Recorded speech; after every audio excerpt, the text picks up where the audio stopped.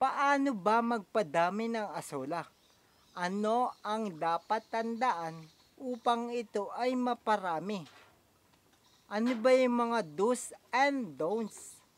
Alamin natin sa ating vlog. Ito na yung part 2 ng ating vlog, ang update ng tamang tubig, ang tamang abono, at ang tamang pag-aalaga ng asola upang dumami. Sa pagpaparami ng asola, kailangan may tamang taas lamang ng tubig. Gamitin nyo ay 3 to 5 o 2 to 5 inches lamang, kasi kapag sobrang dami ng tubig, ito ay hindi makakakuha ng maayos na nutrients sa mga kanyang abono or fertilizer. Huwag kayong gagamit ng dumi ng manok kasi medyo mainit yun. Mamamatay ang inyong asola.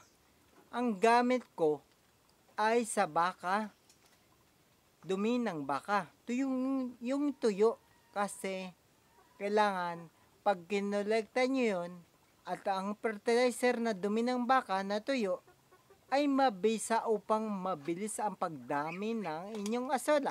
Kailangan ay meron net, kasi pwedeng paglakas ng baha ay maaagos, sayang ang inyong asola. And then, dapat medyo mataas kasi papasukin ng mga palaka. Pag initlogan yan, yung maliliit na tadpole ng anak ng palaka ay kakain ng ugat, malalanta o mamamatay ang inyong asola. Itong ginawa ko ay may kasamang maliliit na isda, kasi yun yung kumakain sa mga kitikiti ng lamok, yung mga mosquito na maliliit pa. At pag dumadami, kakainin ng inyong asola, malalanta, mamamatay. Tingnan natin kung paano ko napadami ang asola, at ito'y nagagamit sa alternative feed sa ating manok, pabo, muscovy or pato, at makakatipid na tayo sa ating pampakain. Hindi na nyo na iaasa lahat sa poultry supply na binibili mga feeds. Kapag tayo may asola, makakatipid tayo. Inilipat natin sa isang pan kasi dumarami na siksikan na sa ating balde at batya. Inilagay natin sa kulambo upang hindi mapasok ng mga pwedeng kumain o manira sa ating mga asola.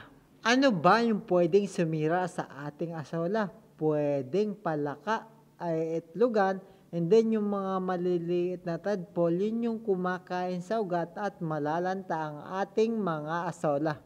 Ang mga lamok naman, pwedeng umitlog, may kitikiti, kinakain din yung ugat. Pero dahil tayo may maliliit na rainbow fish o isdang maliit at tilapia, hindi darami ang kitikiti. Sila pa ang pagkain ng ating mga isda.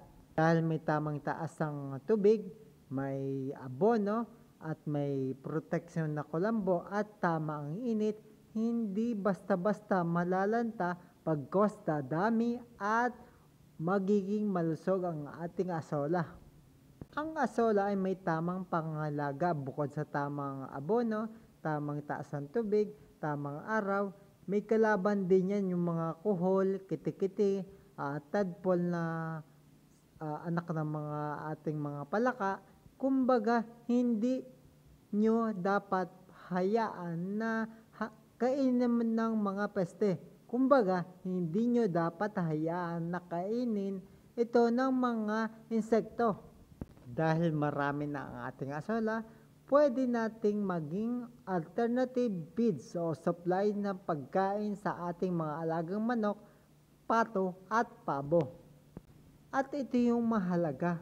Kumbaga, maihanda natin ang ating mga pagkain na alternative food upang hindi tayo maubusan ng pagkain kahit wala tayong pambili ng mga feeds o mga commercial na feeds na galing sa poultry supply. Meron na tayong pampakain sa ating mga alaga.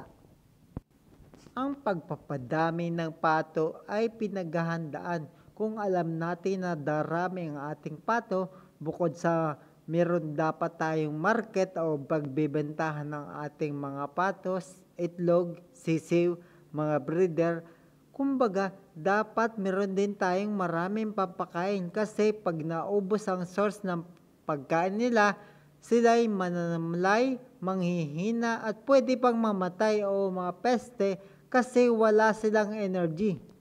Kung sila'y healthy, sagana sa pagkain, darami ang inyong pato, darami ang inyong alaga at dadami ang inyong kita. Dahil pwede nyo naman pagsabayin ang trabaho at ang pag-aalaga kahit mini backyard lang o backyard farm, meron basta marami tayong pampakain. Ang importante, nag-i-enjoy kayo na mapadami ang ating asola, madre de agua, at ang inyong mga alagang pato, manok, or bibi. Magkakameron kayo ng stress reliever. At yun ang importante. Nag-i-enjoy kayo, nagtatrabaho kayo, and then meron kayong maraming alaga. Pwede nyong Thank you for watching and happy farming! At kung nagustuhan mo ang video ito, paki-hit naman ng like. At kung bago ka sa channel kong ito, paki-hit naman ng subscribe. Maraming salamat kay Mel. Happy farming and enjoy farming!